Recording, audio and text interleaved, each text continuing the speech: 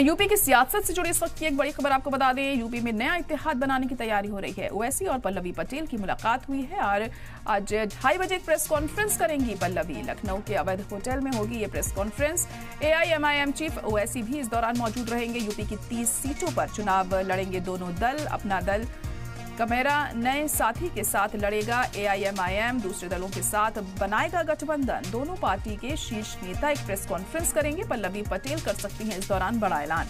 पल्लवी पटेल ने छोड़ा है इंडिया इत्तेहाद। अपना दल कमेरावादी पार्टी से अलग हुई हैं और अब एक नया इत्तेहाद बन सकता है उत्तर प्रदेश में, ऐसा माना जा रहा है। 2:30 बजे प्रेस कॉन्फ्रेंस की जाएगी और प्रेस कॉन्फ्रेंस के जरिए ये ऐलान किया जाएगा कि नया एक इत्तेहाद बनने जा रहा है। ओवैसी और पल्लवी पटेल की मुलाकात हुई है और आज 2:30 बजे प्रेस कॉन्फ्रेंस करेंगी पल्लवी पटेल। लखनऊ के अवध होटल में प्रेस कॉन्फ्रेंस से की जाएगी। एआईएमआईएम चीफ असदुद्दीन ओवैसी भी इस दौरान मौजूद रहेंगे प्रेस कॉन्फ्रेंस में।